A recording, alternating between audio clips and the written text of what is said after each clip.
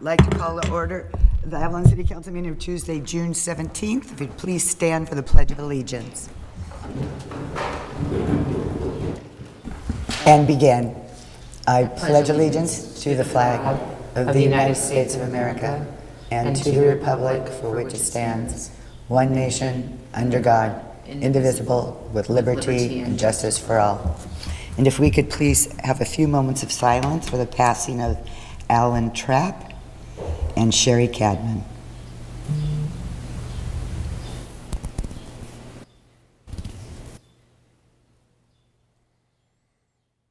Seated. When you're ready, the roll call, please. Councilmember De La Rosa? Here. Councilmember Ponce? Here. Mayor Pro Tem Lavelle? Here. Mayor Marshall? Here. For the record, Councilmember Schickling will not be in attendance tonight. Okay. Any announcements or written communications? I have none. Not this time. Department heads?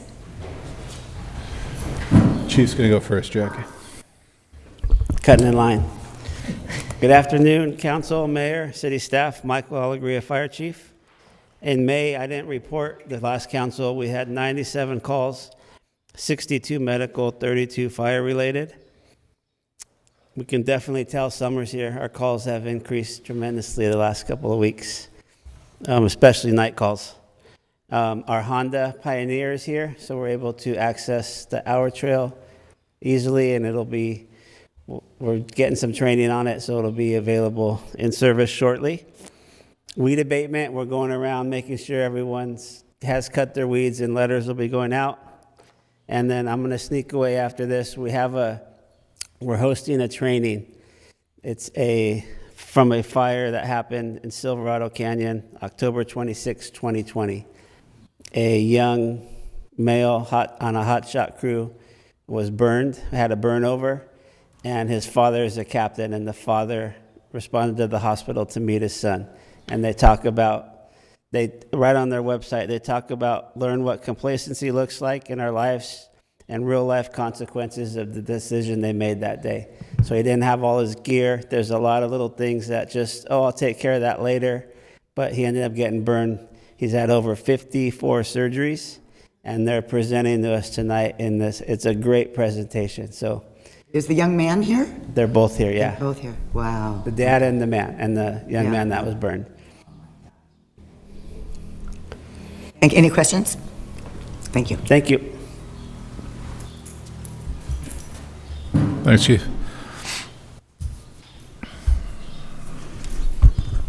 Good afternoon, Mayor, City Council members, and City staff. Jackie Cordero, Public Works Director. The Public Works crew has been prepping for summer. They are very, very busy. They're repainting street markings throughout town, pressure washing Front Street, benches, and parks. They're still working on the Sombrero Fountain, and every morning they're sweeping, hand picking, and doing landscape. The crew is still the crew is going to be replacing 10 of the most damaged benches. We're going to be ordering those and taking out the worst ones and replacing one new. Other projects in the queue are the Pebbly Beach Road sinkholes, replacement of green pier fiberglass doors, electrical and plumbing issues at the public showers, Burma guardrail, and installation of the fuel tank door. They are also continuing to repair any leaks that pop up and assisting homeowners with their sewer system issues. The Public Works continues to work really closely with community services on several projects. For example, the 4th of July art installation, JMF scoreboard installation, and after summer season, replacement of cafe lights on Front Street. And that's all we have. Questions, comments? I just want to make a comment. I was finally able to use the men's restroom on the pier. It is so nice. Beautiful. It's just so nice. So yeah. I didn't use good. it, but I did walk in. If anybody else wants to see it, I'd be happy to close it off and show you, so you can also admire the beautiful bathroom we have. Probably the best one in town right now. Of course it is, yeah. And the Thank floor, you. I like that they did the floor like they did the dive shop, so that's cool. Yes, yes. We visited the lobster trap and the dive shop to kind of understand what the process was and what would be best with the surface there, because it always would be wet. like Lobster Trap or Dive Park. Dive Park would be wet quite often, so that was really helpful to visit them and talk to them about that process. Okay, thank you.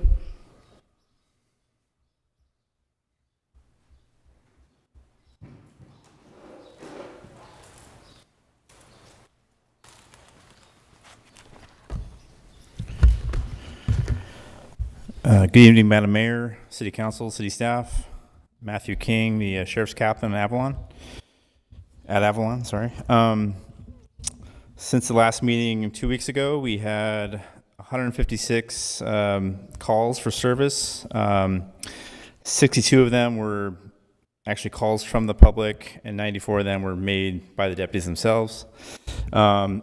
We had 5 pedestrian stops and 5 vehicle stops. Wrote 3 citations. We made 4 arrests, 1 for domestic violence, 1 for drunk in public, 1 for DUI, and 1 for an assault on a firefighter. We're currently working on our operations plan for 4th of July this year. We only have 1 reserve, unfortunately, working, so we'll have the entire department, or all of our staff working that day. No one will have a day off. Just unfortunately, we were able to get extra people coming in this time around, so that's the way it goes. What is a pedestrian stop? I know a vehicle stop. It's basically what we call it when we are on Front Street and someone has some alcohol in their hand or something like that, and we stop them, not in a car. So. Okay, yeah, okay. Any questions, comments? How many reserves do you guys normally have for 4th of July?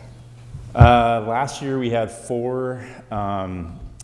We typically try to get 4, and we tried desperately this year.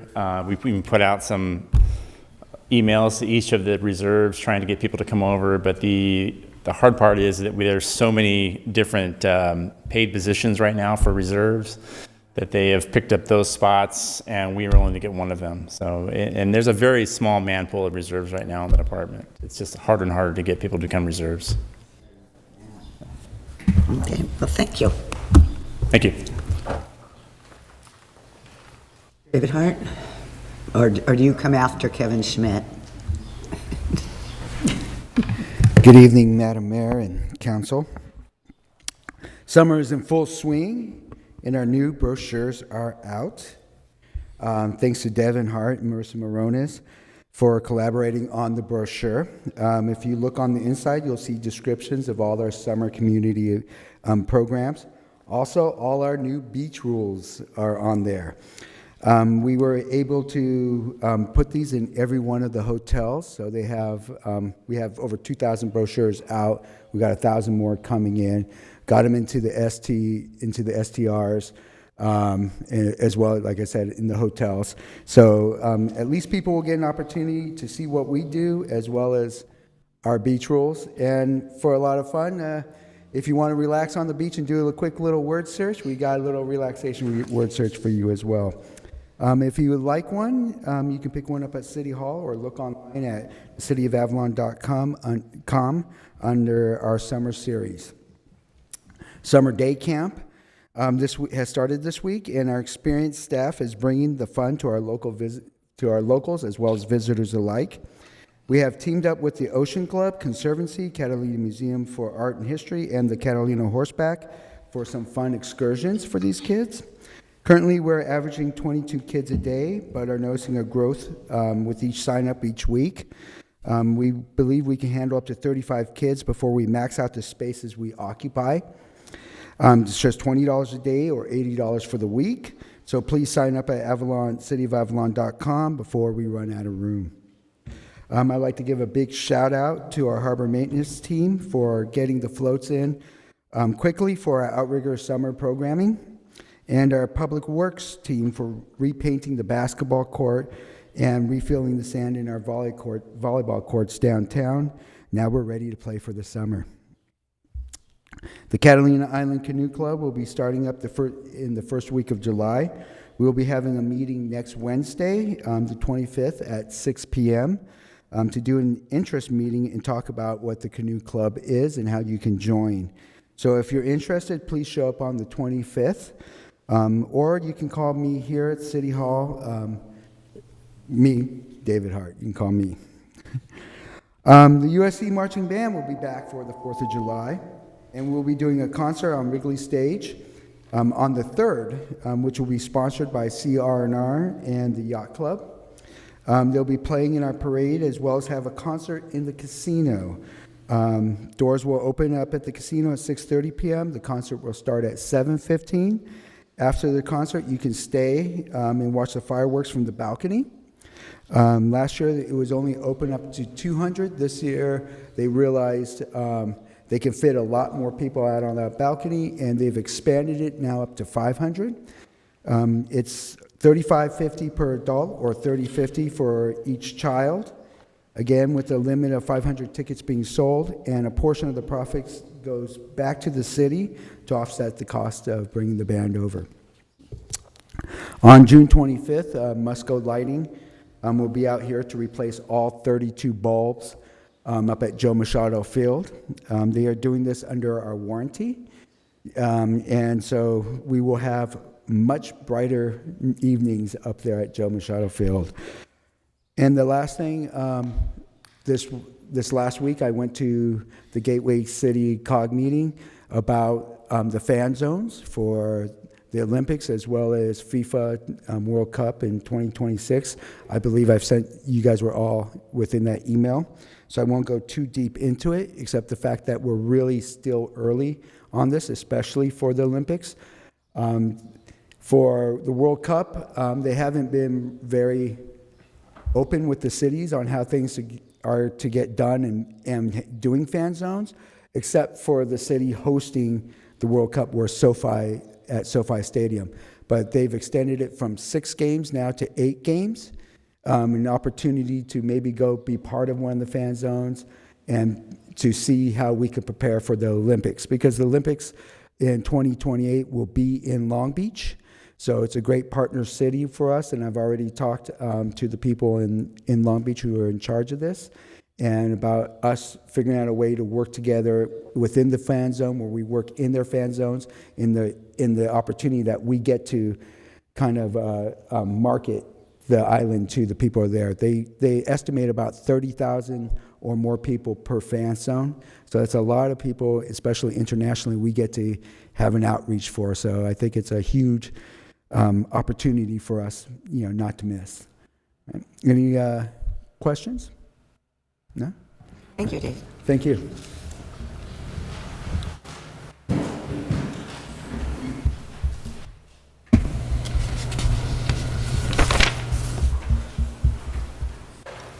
Good evening, Mayor, members of the council. Kevin Schmidt, Harbor Master. So the last few weeks we've been pretty busy trying to get the harbor ready for the summer fiesta coming up here very shortly. I just found out today the pier piling project, they are supposedly going to be off the pier by 5 o'clock. Well, it's already 5 o'clock. So their work on the pier is done. We'll find out tomorrow morning for sure, but that's the word I heard today. So they will continue to clean up at the Field of Dreams, but they've done 22 piles on the pier, two new piles over the club dinghy dock, tons of hardware. So it actually looks really good. Bob and I were out there today taking a look at it. Piling's 15 minutes of fame are over now. People are going to forget about them. I won't, because now the pier is in way better shape than it was, a month and a half ago. So I'm real happy about that. The Barbara Pearson dock, that hopefully will be in service by the weekend, maybe even tomorrow. So they're doing some minor modifications, making sure that works correctly. So we'll open that up for dinghies to be tied over there, and then boats will be able to use that as well to drop people off as a public dock. So that's a really big thing for us as well. Adds a lot of functionality for the harbor. We got our DBW grant agreement signed for the Club Dinghy Dock project, so we'll move on to the next phases of that, getting the ramp and the dock complex procured, and then get that installed after summer. So that moves on as well. We also are ramping up our summer staffing. We hired a couple new part-time patrol officers, our seasonal harbor sanitation workers. They're coming on board, so you'll see the orange shirts out there, learning their new job, doing the kelp and the trash as well. And then last but not least, we got our electric boat over here. It's here. We got to do a couple minor little modifications and hopefully have it in service Maybe even this weekend, we'll see. But it's ready to rock and roll. We just got to do a couple little tweaks to it, and it'll be I out saw there. you driving it the other day, though. You did? Yeah. Okay. You took it up to one of the dinghy, or what, one of the floats. We took it out and took a bunch, several of the officers out. Yeah. Everyone wants to go for a ride in it, so Yeah, no, good. we'll do that. We'll do something, get everybody out there on it. But we brought it over from Pedro, so we brought it from San Pedro to here, all electricity, and that was kind of neat. So we're excited to get it out there and get it in service and see what it can do. So hopefully this weekend. In terms of stats, for the month of June, we've had 694 boats arrive, for a total of 2,563 mooring nights. We've had about 293 total service calls, 1 Baywatch assist, 3 emergency medicals, 17 enforcements, and 202 security patrols. There we go. Any questions? Okay. Yep. Thank you.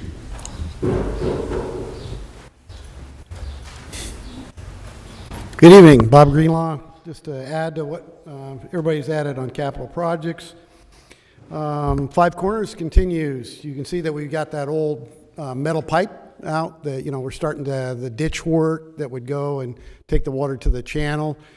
That piece of pipe was in bad shape, as you saw, and I hear stories that people used to climb through that as a kid. Yeah, it was, and it had the utilities actually running through the pipe. So, as people had reworked their utilities, there was gas lines, water lines, whatever. So it's good that we're redoing this and getting that piece to be new. And then so you see our underground utility work still continuing, and then also that ditch section and the concrete work on that north side. The Yacht Club and the Tuna Club, those emergency repairs to the substructures, they're complete now, and the contractors moved out of both of those jobs, so that's good news for the buildings that the city owns there, that, those are also, again, just like the Green Pier, significantly better than they were, a month and a half ago, and so all those damages to the piles that over the past years of the storms, and so a lot of it's just deferred maintenance. A lot of it was because of money, but also the permitting. And getting all that together and have all that work done is really good for us. Also, one of the things that Public Works is doing and that we had brought forward to council was that Wrigley striping, that package that you had approved there. You could see it laid out now. We're doing some fine tuning it, and then that's when Public Works is going to get out there likely early in the morning and do those pieces at a time. So you'll see that as those curves there, there's 4 different curves. We're going to put a yellow stripe in the middle of the road, put some warning signs, see if that helps with some of the golf cart accidents that we're seeing from the visitors going through there, give them some warning that, the road is changing. And then we got notice from Caltrans, which is handling the funding for PBR, that our NEPA document was approved. So remember that before we got the federal funding, we had just a state level approval because we didn't have any federal funding. So we didn't need NEPA, National Environmental Policy Act, that level of documents. But once the federal funding came in, then you need to go out and get all the federal. So that's kind of what's held up. What we're trying to do is get all that, kind of backtrack and say, hey, we've got all of the studies and everything done. We've got our state stuff, all our state environmental clearance, but we needed to get the federal. So that was good news from that. Any questions on some capital projects? I've just gotten good feedback from the markings going up Metropole onto Beacon. That's very nice. Oh, okay, yes. That was another one that we worked with our traffic engineer to, so, and actually, as you see, the Cameron Hotel, they're going to be undergrounding, the electrical, the overhead, and put underground right there at their frontage. So both of those corners you're going to see the concrete be removed, and all around their construction is going to be removed. So that's the opportunity to put ADA ramps, and then we'd be able to jump over to that other side over there. And then you'll see it slightly be reconfigured, but then you would have ADA ramps there. And I've noticed that it's already has people slowing down when they come around that curve. Yeah. They see the crosswalks. That's the first thing you see, Yeah. and people know that they've never slowed down before, but they do now. Yeah, it's so there's high really vis, nice. those are called high visibility crosswalks. Then you have that leading striping going in there, and then you have that cat track striping going through the intersection. It creates that feeling of friction, that you've got something that's a little more narrow there, and so that's why you want to put striping at certain points in the road. You know, we don't have a big striping piece of equipment here. We have our parking lot striper that is much improved from what we had. We got that for about $4,000, years ago, and that helps us to go out and do these little improvements just with our own staff. Because if we had to bring over a striper, and it would be a significant cost. That way we can maintain it, and that's why you're seeing, like Public Works is able to get out and do all those markings on the road at the stop sign, just like they have been. Okay, and one other thing, you see all the little dots around from the trailhead all the way up to the mall. That's the underground service alert marking, so that we can go and get that ready for a fall utility package. So that's what those markings are about. Thank you. Okay.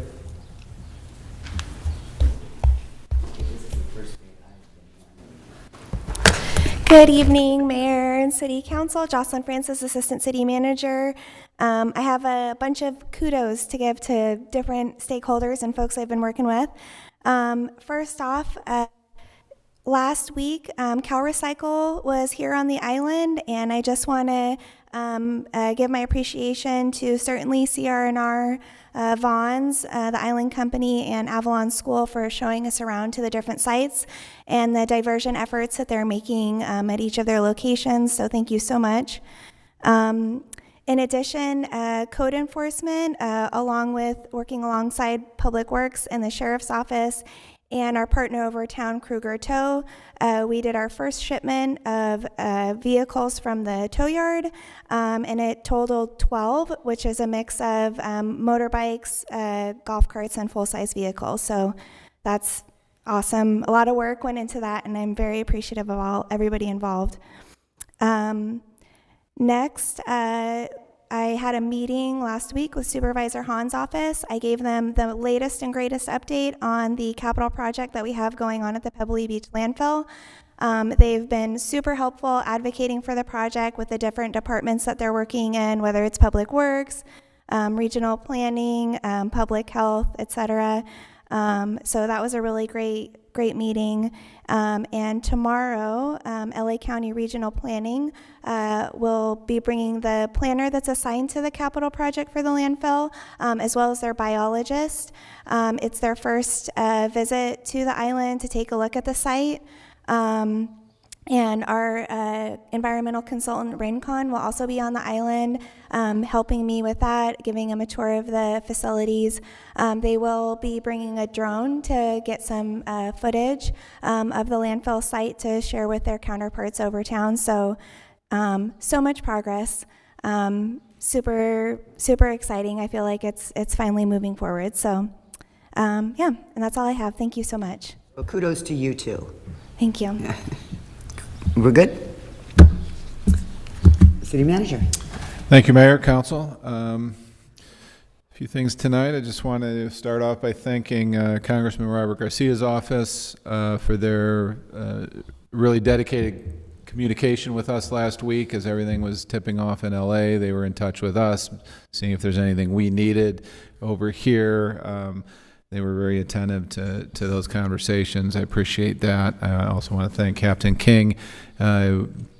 He joined us in a rapidly scheduled meeting to kind of get everybody in the same room to discuss, what we would do here on the island, communication to make sure we're all on the same page should anything spill over from LA that was going on to here. So, it was very nice to have everybody there, have everybody's concerns, and feel like everybody was truly looking out for the same interests, that being making sure that our residents were safe and that any reaction was smart. And I think we all felt comfortable going forward, so thank you to everybody for that.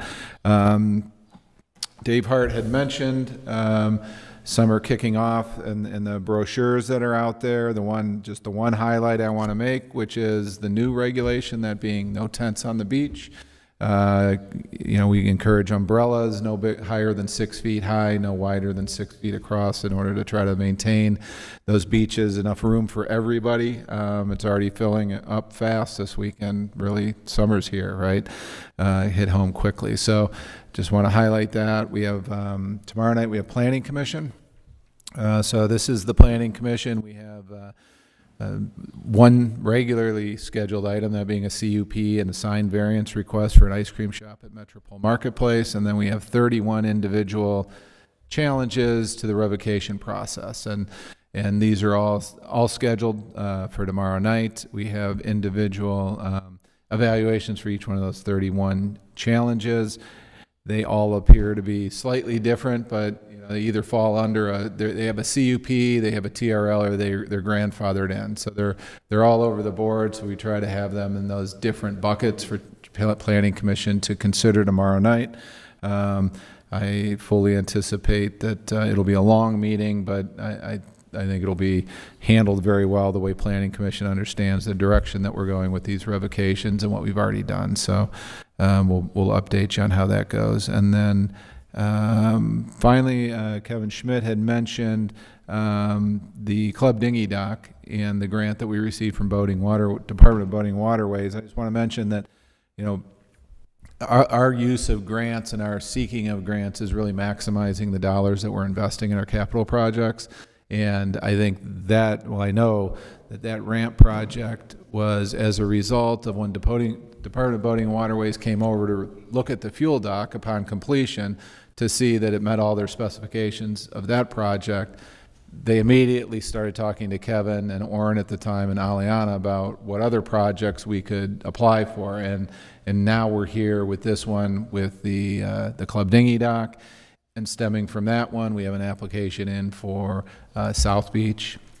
So they made it very clear they appreciate that we delivered on that fuel dock project. So they have confidence in us, and that just stems from one end to the other. So we are, Kevin, Bob, Aliana, the Townsend group, they all go to bat for submitting these applications and making sure, as long as we keep in this pipeline, I think we'll be able to maximize those dollars. So just a shout out to everybody that's working. And now we're trying to get into that same pipeline for public housing and housing projects. So we're working with Townsend to get in that. And once we get in that, we're gonna keep pushing.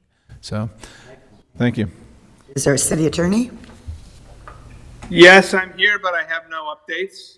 So that's it. I'm sorry. Tonight. Thank you. No updates from the city attorney. Okay, thank you. Council member reports? I'll go because I'm real short. Last Friday, I did attend League Community Services Policy Committee meeting. It was more of an informational meeting, and when they send us out what we talked about, I'll supply it to you all. But it was real interesting in a program of college students being able to visit parks, state parks. So, but no, it was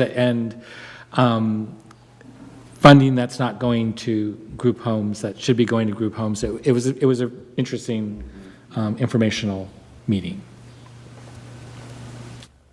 Just a couple things from me. I just wanted to say thank you for those who facilitated and attended Pride.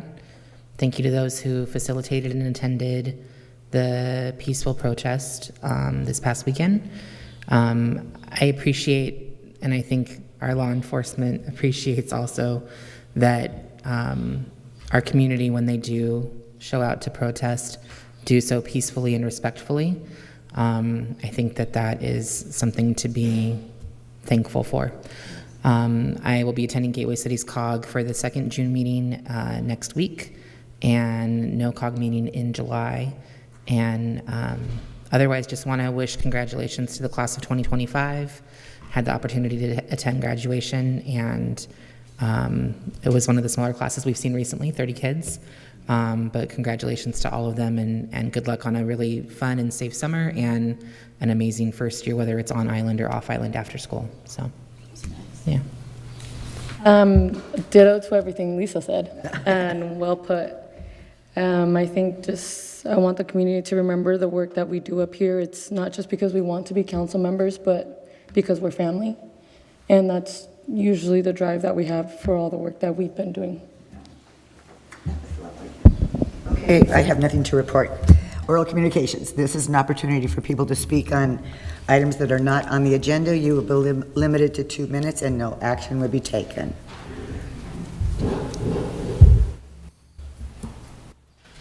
Hello, everybody. Paul Birchall, Avalon Library. It's the Summer Discovery Program at the library. Come on in, read 3 books, fill out a little card because for my own record keeping, and we got prizes and we got books. We got all sorts of stuff to give away. Coming up on Friday, we're going to have a little concert.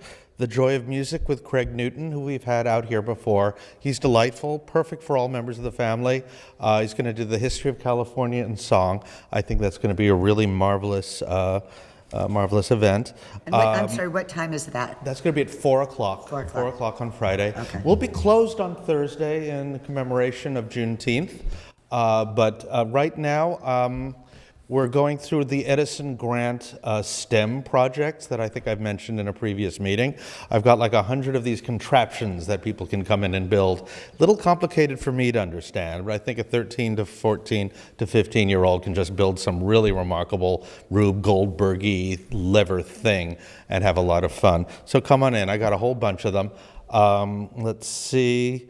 About the Michael Connolly book, I'm going to do a book club meeting next Tuesday at 6 o'clock. I still have a couple copies left. They go out very quickly. They come back pretty quickly. Book reads very easily. Oh my goodness, you can read it with your eyes closed if you want. It is awesome book, very delightful. Actually, coming up, we may, I should probably not talk about it here, but I'm going to talk about it anyway. My boss's boss is sort of arranging a book talk, possibly with Connolly.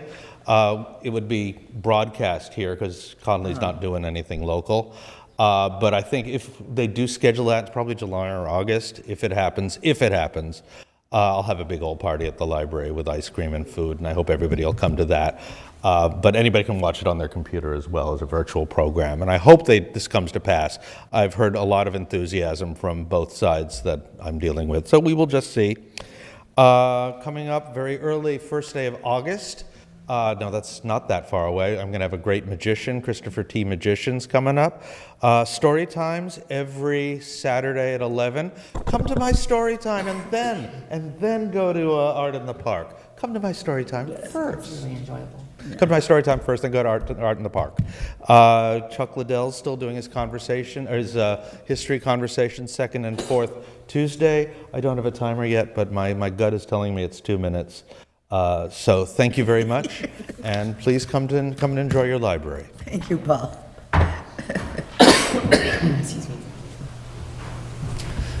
Good evening, Mayor and Council. Jim Lichahan from Love Catalina Island. I would like to publicly thank all of you who helped support and participate in this year's Pride celebration.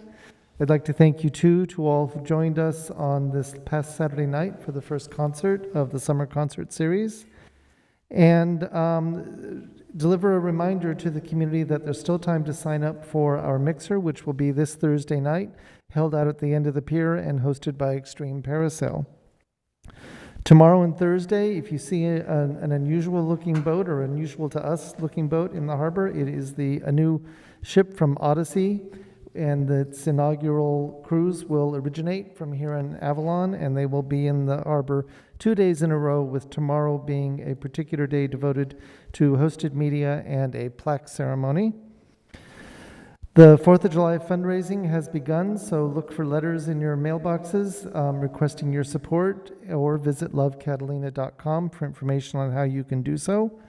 And we're happy to announce, just confirmed today, the expansion of our Catalina Island partnership with Chow Sparkling Water, which will now go all the way through September in Ralph's grocery stores on the mainland. Our annual awards nominations for Love Catalina and Care for Catalina will be going live any day now. And we are adding this year a new award named in honor of David Cree for leadership in the cruise industry or cruise relations in the community. And that is all I have. Thank you. Any questions? Comments? Okay, thank you. Okay, to the consent calendar. Consent calendar, item 1, approval of the minutes from June 3rd, 2025 regular city council meeting. Item 2, approval of total expenditures for May 26, 2025 through June 6, 2025, totaling $791,798.24. Item 3, adopt a resolution approving the annual GAN appropriations limit calculation for fiscal year 25-26. Item 4, adopt a resolution declaring equipment listed in the resolution as surplus property and authorize the city manager to dispose of it in accordance with city policy. Item 5, adopt a resolution approving the annual application for Transit Development Act funds for fiscal year 2025. And finally, item 6, authorize the city manager to negotiate and execute a 3-year small government cloud-based enterprise agreement contract for ArcGIS with Environmental Systems Research, Inc., not to exceed $61,800. Are there any questions or anything you want pulled? If not, what's your pleasure? I'll make a motion to approve items 1 through 6. I'll second. Moved and seconded. Call for the vote. Is it working today? Doesn't look like it. Councilmember De La Rosa? Aye. Councilmember Ponce? Aye. Mayor Pro Tem Lavelle? Aye. Mayor Marshall? Aye. 4 ayes, 1 absent. Councilmember Schickling. Okay. Item number 6. Item number 7, 7, public hearing. At this time, we're going to have a public hearing and submittal of the property-related fees to Los Angeles County for fiscal year 25-26 property tax roll regarding sewer, saltwater, and solid waste fees. Matt Baker. I don't have a presentation to share. I just wanted to remind council this is the 5th year of the 5-year study. So we will be going out to RFP. I'll probably be bringing that at the next council meeting to do another cost of service study. The rate increases proposed would be, at least for this upcoming fiscal year, a 3% increase for sewer, a 2.5% increase for saltwater, and then a 7.75% increase for solid waste. Again, the solid waste now matches the study, but we phased in the increase rather than follow the rate increase as originally presented in the study. I do want to acknowledge Jocelyn and code enforcement's work in the grease collection. The grease collection numbers are nearly double what we had last year. So grease collection, how that works is it's on a year lag where we report the amount of gallons collected by the restaurants, but we need the restaurants to identify which grease belongs to them. And so in the past, we've had a lot of grease unclaimed, if you will. Code's been working hard on educating the business owners on that, and it's showing in the collection figures. So kudos to her team. Questions? Okay, I'm going to open the public hearing. No major protest is being filed. I will close the public hearing.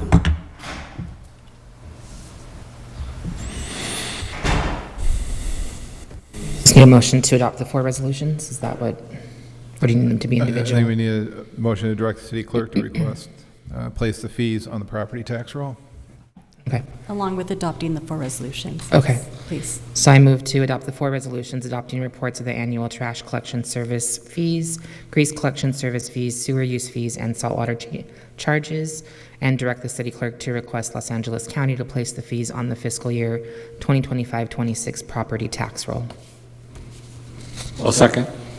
Seconded. Call for the vote. Councilmember De La Rosa? Aye. Councilmember Ponce? Aye. Mayor Pro Tem Lavelle? Aye. Mayor Marshall? Aye. 4 ayes, 1 absent. Councilmember Schickling. Item number 8 under general business, we have the Burma Trail retaining wall contract amendment. Mr. Greenlaw. Good evening again.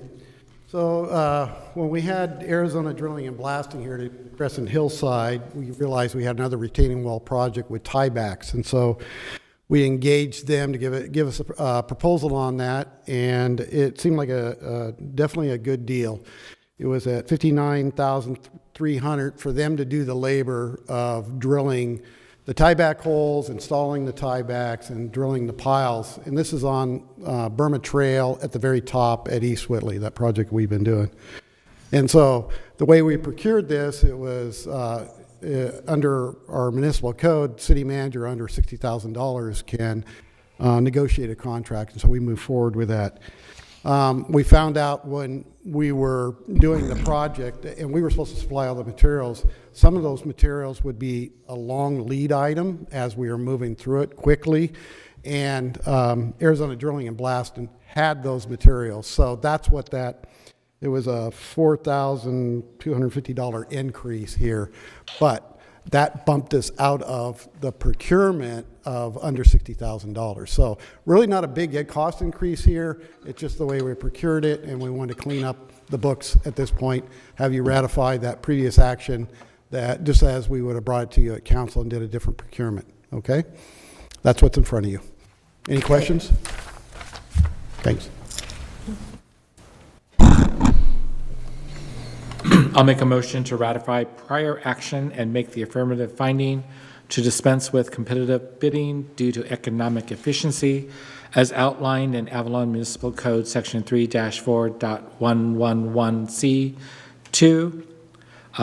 Authorize the city manager to execute an amendment to the short form construction contract agreement with Arizona Drilling and Blasting, a division of Fisher Sand and Gravel Company, for a new total contract sum of $63,550.16. I'll second. Second, call for the vote. Councilmember De La Rosa? Aye. Councilmember Ponce? Aye. Mayor Pro Tem Lavelle? Aye. Mayor Marshall? Aye. 4 ayes, 1 absent. Councilmember Schickling. Item 9. Item number 9. So item number 9, we are seeking authorization for the purchase of a replacement pump for the Catherine Saltwater Booster Station. Jackie. Hi, good afternoon. So we would like to purchase a replacement pump for the Catherine Saltwater Booster Station. I know we've been purchasing a lot of pumps throughout the last year and a half that I've been here. This one in particular is older than 6 years. It was rebuilt about 6 years ago. Then it was older then as well, and it was rebuilt prior to that. So it is very, very old. And the one we'll be taking out, we're going to assess to see if we can use that as a spare. So one of the interesting things about the Catherine Saltwater Boost Station is that there's a right and a left side to it.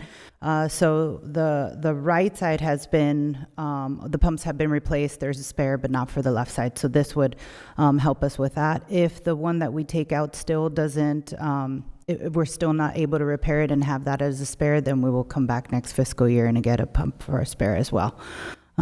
But any questions? I'll move to authorize the city manager or their designee to purchase a Weinmann pump from California Electric Motor Source CEMS, to be used for the Catherine Saltwater Booster Station, and to allocate funds from Saltwater Fund 11325-6552 for the procurement in the not to exceed amount of $34,000. I'll second. Moved and seconded, call for the vote. Councilmember De La Rosa? Aye. Councilmember Ponce? Aye. Mayor Pro Tem Lavelle? Aye. Mayor Marshall? Aye. 4 ayes, 1 absent. Councilmember Schickling. Okay. And item number 10. Okay, last but not least, item number 10 is the proposed fiscal year budget for 2025-2026.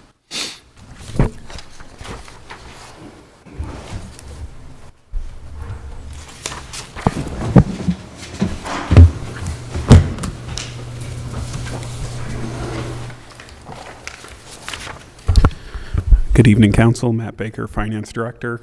I want to start by directing the public to where they can go if they would like to follow along with this year's budget. If you go to cityofavalon.com/166/budgets, cityofavalon.gov-166.budgets.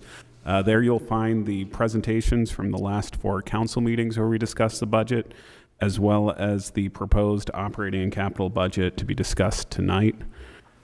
Just to ease the ability to review it, it is hyperlinked on the table of contents. So if you want to just say jump to the fund balance schedules, you can navigate that way from the budget document. So that should hopefully make it easier for everyone to review at home.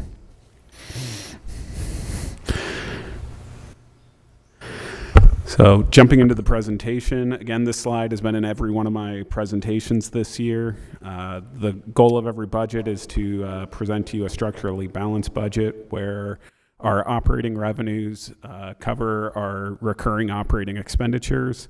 And then only one-time revenues are used for one-time purchases.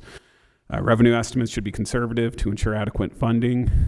City should be transparent concerning its forecasting approach and underlying assumptions.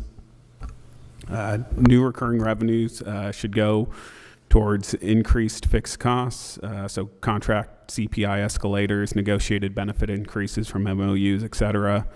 Then to targeting hitting our reserve targets, then funding significant long-term liabilities, and then replenishing deferred maintenance for vehicle replacement and other deferred maintenance, and then lastly for discretionary expenditures. So this is a summary. If you take all the funds together, what we are proposing is a total expenditures of $55,136,750. That is a decrease of 8.5% from last year's budget, and I'll kind of outline where that's coming from. The operating budget, which is our salaries and benefits, maintenance accounts, utilities, rent, as well as contracted services, those are the proposed budget increases those by 6.9%. But capital improvements in the proposed budget are $17.887 million, and that's down 29.2%. A lot of that's driven by two projects, one being the Five Corners project. Last year in the budget, we had the total project costs of $5.5 million in the budget. By the end of the year, we expect to spend about $2 million of that. And so then in this upcoming budget, there would be the remaining, I believe we have 3.3 in the budget for next fiscal year. Similarly with the mole, last year we had I don't want to say a placeholder amount, but we had 7.8 million for budget expenditures for the mole. This year in the budget, we have 2 million, which is a better estimate of where we think we'll be with the stage 0 portion of the mole project that we discussed at, I believe, the first meeting in May. So the projects really haven't changed. It's just kind of some of the estimates and the timing within the budget that's driving that decrease. There's still a lot of capital projects in this budget, and we'll go over them at a later slide. This slide here is the fund balance, or you can think of it as the reserves for the major funds. So the major funds I have are the general fund, harbor fund, sewer, saltwater, and solid waste.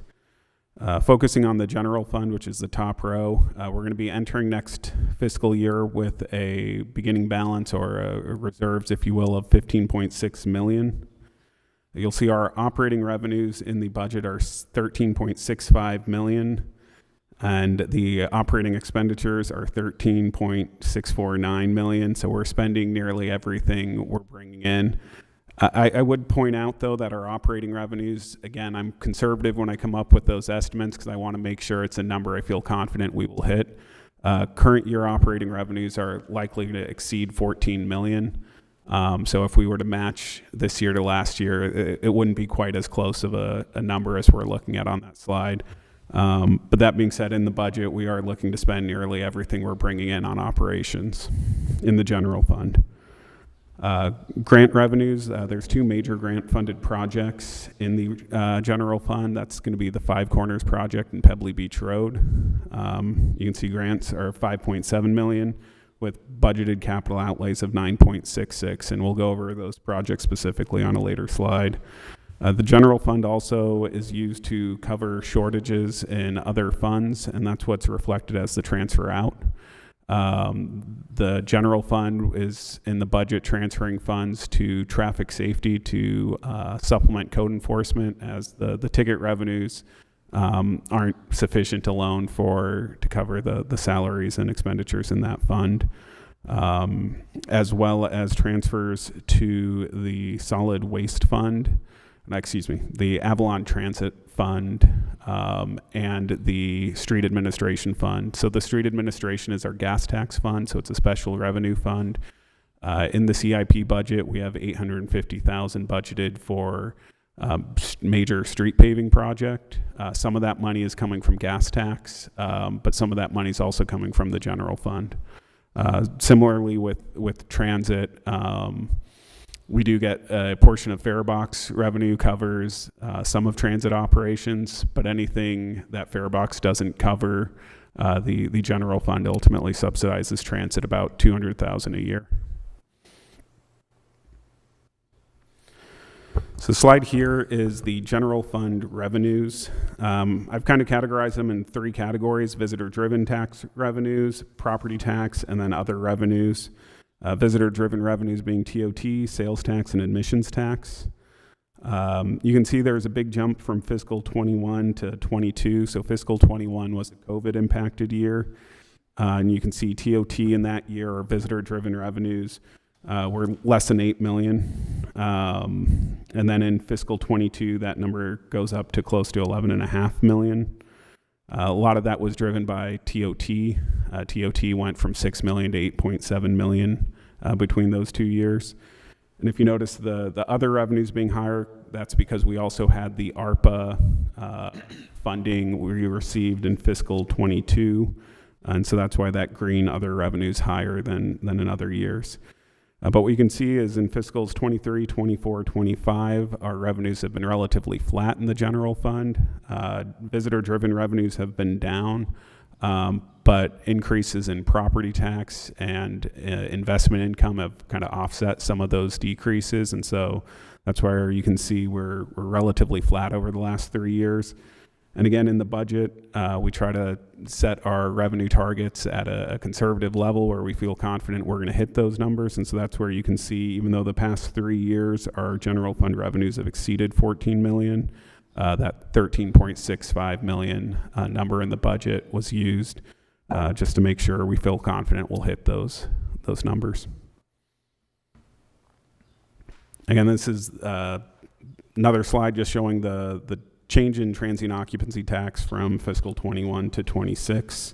That large increase we talked about in fiscal 22 with a kind of a trailing off or a leveling off over the last 4 or 5 fiscal years.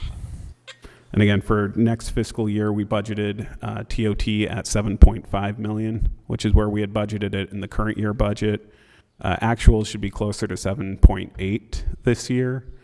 And so there is some cushion if next year doesn't match this year's levels. So this is a breakdown of operating expenditures by department in the general fund. You can see law enforcement budgeted expenditures are actually down. Funding program, it's citizen-oriented policing. The city gets additional money each year to fund additional deputy patrols. Last year I had in the budget $165,000, but this year the estimate I got in developing the budget, we get an estimate from the county, and it was reduced to $100,000, and so that's what's reflected in the budget. The law enforcement contract, I don't believe we've brought it to council yet, but right now I have a CPI increase in it, but it's, I want to say 3% or thereabouts. Fire, you can see there is a budgeted increase of 12.6%, or $440,000 in terms of dollars. Fire is really driven by labor costs. One of the challenges in kind of putting together the budget this year is we are in the middle of negotiations with our labor associations. We did have a compensation study performed to kind of use as a tool as part of those negotiations, and so I've done my best to estimate what I think the results of the negotiations are, but they are negotiations, and so depending on how those go, we may have to come back to council, but I did my best to estimate where I think likely those costs will be. You can see Public Works has an increase of 20.8%, but I want to highlight one of our positions for a project manager was reallocated in the budget from a planning position to a public works position to better align with the job duties and reporting of the position. And so some of that increase is just attributable to the shifting of the position. And so similarly, if you see a decrease in planning, a lot of that's driven by the movement of that one position, partially offset by increases in contract services budget for the contracted building official services that were brought to council a couple months ago. Similar community services is partially labor driven, but we've also increased our maintenance budgets in a number of accounts. So between the maintenance budgets and the CIP budget, particularly with the parks, there's a lot of improvements we have to our existing facilities that are included in the budget for this year. So that should be exciting, including a number of projects at Tremont Hall as well as some of the parks. So moving on from the general fund to the harbor fund. Again, a slide breaking down revenues. You can see there was a large jump from fiscal 21 to 22 in the harbor, but the harbor revenues haven't plateaued in the same way the general fund revenues have, and that's largely due to the increase in cruise ship revenues that we really saw starting after COVID, once the ships returned. It's a combination of the wharfage increase pre-COVID. It was $4 per passenger. Coming out of COVID, it was $5 per passenger. And then we've seen an uptick in the number of visitors, not really the number of vessels, but from the number of visitors, with the larger vessels bringing more visitors per ship. And then the increase you see this year, again, you know, when I'm budgeting, I try to be conservative, but a lot of that increase is driven by the increased wharfage fees for cross-channel and cruise ship that are going to go into effect during the middle of the upcoming fiscal year. The cross-channel wharfage increase right now is scheduled to go into effect in September, and the cruise ship increase in January. So a breakdown of harbor fund expenditures. Again, it's a similar story to the general fund. Some of the increases driven by estimated labor increases, as well as some increased budgeted maintenance accounts. The decrease in administration, again, has more to do with staffing. We went from having an assistant harbor master in the budget booked to the harbor administration department, if you will, to having 2 supervisors that both fall under operations. So some of the decrease in administration was picked up in the operations number. And then the increase in capital has to do with a couple of things. One is increased maintenance accounts for harbor maintenance. So the dedicated revenues that go to harbor capital do fund capital projects, but we also need funding to maintain those new facilities once we build them. And so there's been some increases to the maintenance accounts within the harbor, as well as changing where we allocate the garage's time. Previously, the garage, which maintains the operations fleet, was charged to operations, and that's been shifted to be charged to the capital. But overall in the harbor, you can see revenue or expenditure budget increased 5.1%. So sewer, saltwater, and solid waste. The sewer budget right now is budgeted to increase by 13.2%. The big unknown variable is we're currently in negotiations with our wastewater treatment plant operator. So I do have contract increase estimated within my budget, but those negotiations are also ongoing. And depending on the results of those, we may have to come back to council. But I think I have a number in there that should capture any of the contract increases. Similar with saltwater, that's what's driving the increases in saltwater. Solid waste budgeted increase of 3.9%. Really, that's driven by a CPI increase in our existing contract. And then lastly, Avalon Transit. You can see the transit expenditures are budgeted increase by 28.7%, or $70,000 approximately. How the transit fund works is we get local return funds from the county, which we go to cover our transit operation costs. So that includes the commuter subsidy and the Circuit Land Transit contract. Unfortunately, next year, our local return revenues are estimated to be down. Those are driven by county sales tax figures. And so the decrease in revenues means less of the current operations is being covered by the local returns, with the general fund picking up the additional cost. And so the increase really isn't being driven by increased expenditures. It's just less of those expenditures are able to be covered by the local return funds because the decrease in the local return fund estimates. And again, those are driven by sales tax figures. I'm assuming at a county level, the decrease is likely possibly because of impacts of the fires, or there could be other factors why their sales tax revenue estimates would be estimated to be down next year. And then it says general fund expenditures. It should say general administration or internal service fund expenditures. So that's how we account for the city manager's office time, finance, as well as general government, including legal. I'll give Scott the shout out. You can see we budgeted $173,000 for legal. I currently have us estimated in that account to only have $123,000. So I budgeted again $173,000 for next year, but we were significantly below budget in the general city attorney expenditures. There you go, Scott. Another question though, is there legal put into some other funds, dispersed into the funds? Legal is dispersed across the funds, and we're going to be overall we're going to be under budget for all the legal accounts. Not all of them by this amount. Legal also appears in the harbor fund as well as in planning. The planning amount tends to be higher because we do have a dedicated attorney that attends the planning commission meetings and the like.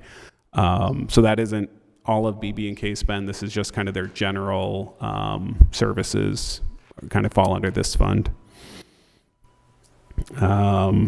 Administration, 12.1% increase. That's again largely driven by increased labor costs with some increased maintenance costs in there as well. Finance is 14.7% increase. Some of that is just the increased labor costs that we discussed in other funds. Some of it also is a changing in the allocation. Not to get too in the weeds, but we're shifting some of my time that was previously charged to the successor agency administration fund. We're shifting it to the general admin. And that's because the amount of admin allowance we've received in the successor agency admin account has decreased. And so that additional cost is being picked up by general admin. So it's not purely on labor, but part of it is the reallocation. And then insurance, we have, after several years of significant increases in insurance, it looks hopefully to be leveling off. Again, this was based on an estimate we received by our the insurance pool we're a part of. When we have actual numbers, if we need to update, we will, but those are based off their estimates they provided to us. Then lastly, you can see a significant increase in vehicle maintenance, and that is really driven by our capital outlays in the vehicle maintenance fund. The Public Works team did a lot of work in kind of outlining our vehicle inventory, and working with them, we've kind of put a schedule in place to kind of replace the most needed, the highest priority vehicles, if you will, but then also phase it so over time, over the next 5 to 7 years, we can have a fleet that no vehicles, more than 10, 12 years old. We have some vehicles currently that are, early 2000s within the fleet, and so the goal is to try to update and modernize that fleet. And so this year we do have $560,000 for vehicle maintenance, and that's an increase of over $300,000 from the current year budget. And so that's what's really driving that increase there. So I know this one's hard to read because there's a lot of projects on the list, but this is our general fund capital budget. The two top ones on the list are the Five Corners pedestrian project and the Pebbly Beach Road riprap repairs. Both those projects are largely grant funded with some draw on fund balance for our local match requirements. The next biggest project is the City Hall workforce housing. Again, the $2 million isn't the total cost of the project, but what I have right now in the budget is more of a placeholder, if you will, but it's likely what, if we were to proceed with the project, what local general fund monies would have to be dedicated to the project, in addition to borrowing with the intent or idea that the rental income would repay any debt for the project. Maintenance yard upgrades is a continuation from the current year. Eventually, at some point, we're going to need to replace the Public Works maintenance building, and so this is really to continue with the planning and engineering for that eventual project. But that will be a fairly significant investment for the city, once we're at a position where we can break ground up there. And will that also include improvements to the break room? I understand the break room is terrible, and nobody wants to be in the break room. What? Are we going to fix the break room when we do the maintenance yard upgrades? Yeah, that is part of it. At Tremont Hall? No, the maintenance yard up in the canyon. Well, yeah. Yeah. I think it smells like rats, is what I hear. That's what I heard. Anyway. So cemetery improvements, we're looking, that's to replace the existing roofing. Let's see, going down the list, the fire vehicle replacement. Right now, next year, we're looking at 2 vehicles being replaced. One is the Edison grant-funded Engine 3, and that's $650,000, but that, again, is a grant-funded purchase. And then the $120,000 is for the replacement of, I believe, Command 1. Again, similar to the Public Works kind of vehicle list, I've been working with the fire department to try to get a replacement schedule for his vehicles, but there's some significant costs associated with replacing fire vehicles. But I do encourage everyone to look at both those pages in the CIP if you'd like additional information. Lastly, there are a number of park projects included, including at Tremont Hall, the renovation of the restrooms and kitchen facilities up there. JMF improvements, I believe, is improvements to the roofing of the existing structures there.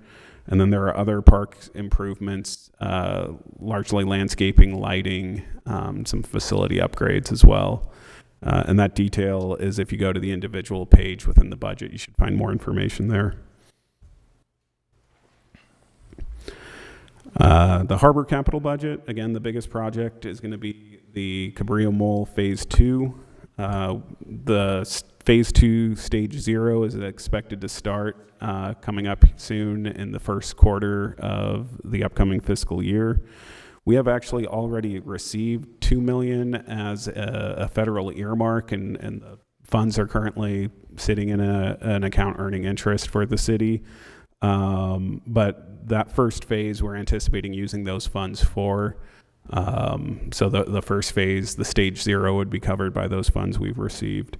The Club Dinghy Dock pier replacement, Kevin, I think, touched on that earlier, as well as Dave. That's budgeted to be finished in the next fiscal year with $460,000 in additional expenditures, with $300,000 in grants for a net draw next year of $160,000.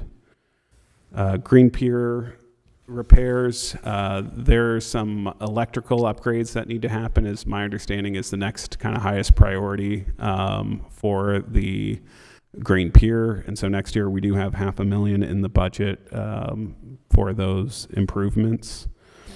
We also have $300,000 in the budget for Pebbly Beach Road Crescent Elbow improvements.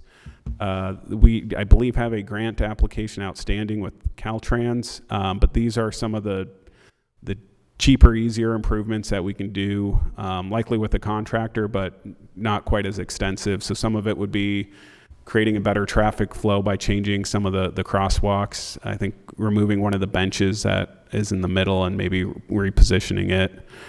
So it's not the full project, I guess is what I'm trying to say, but it should make some of the temporary upgrades look a little more permanent. And so hopefully it'll make the intersection look a little nicer while we pursue additional grant funding for the full project.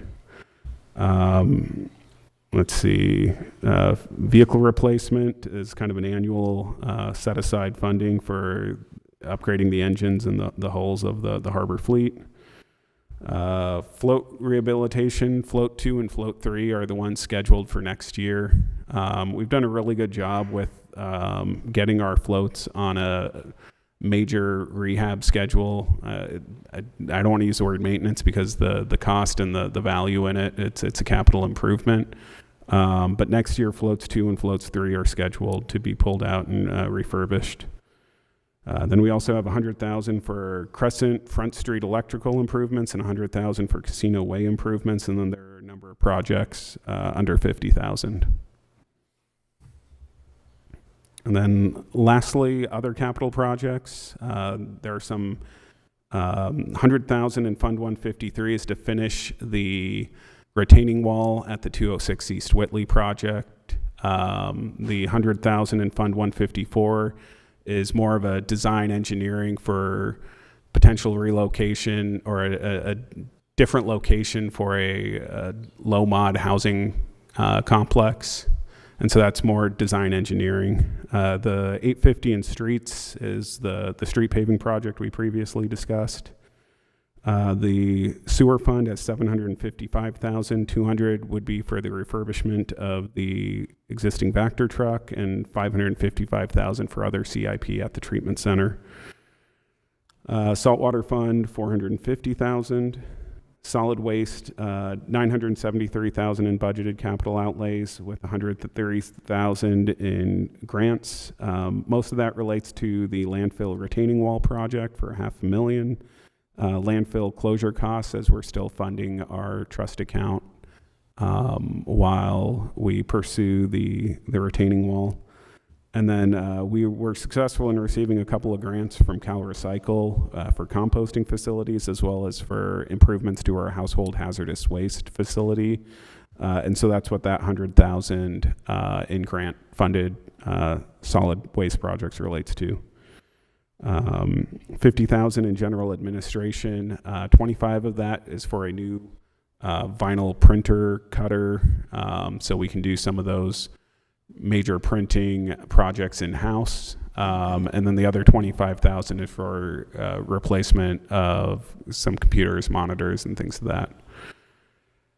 And then lastly, I think I already mentioned it, but the vehicle maintenance, the $560,000 is part of getting kind of that fleet up to speed after some years of deferred maintenance there. So with that, that concludes my presentation. Really? Really? We can talk more. I am amazed. Thank you. So I do have, since I don't have all of the fine-tuned stuff, so we have still a little bit of money in there for homeless. You put 5K or 10K or something in there. And the Humane Society, they're 10K? Yes. Okay.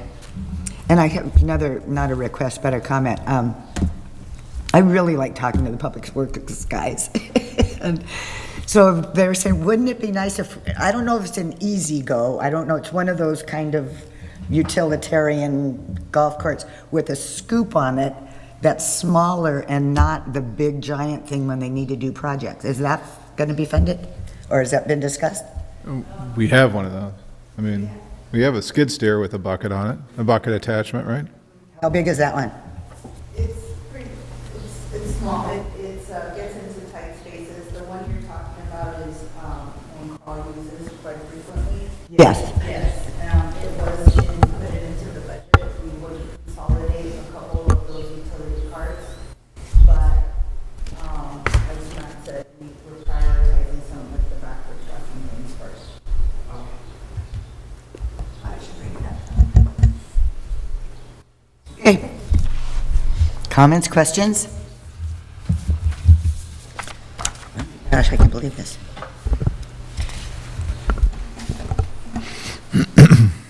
Okay, we continue discussing. Let's adopt a resolution. Somebody want to make that motion? Consensus? I'll Yeah. make the motion. We've discussed the proposal for fiscal year 2025, 2026 budget. I think we've reached the consensus, so adopt the resolution establishing the city budget for fiscal year 2025-2026. I'll second that one. Let's call for the vote. Councilmember De La Rosa? Aye. Councilmember Ponce? Aye. Mayor Pro Tem Lavelle? Aye. Mayor Marshall? Aye. 4 ayes, 1 absent. Councilmember Schilling. That was awesome. Yeah. Thank you, Matt. Fantastic. Yes, And ma'am. all the departments for getting in on that. That's excellent. Okay, if there's no further business, meeting's wait. no, sorry. no, it's No, not. no, We're no. going somewhere. We're going on a hike. We're coming back. I'm adjourned. Aye, aye, aye. We got unadjourned. So we have closed session scheduled, conference with labor negotiators regarding following employee organizations: International Association of Firefighters, SEIU 721 Harbor, SEIU 721 Municipal, Unrepresented Confidential, and Management. Okay, and then we shall be back.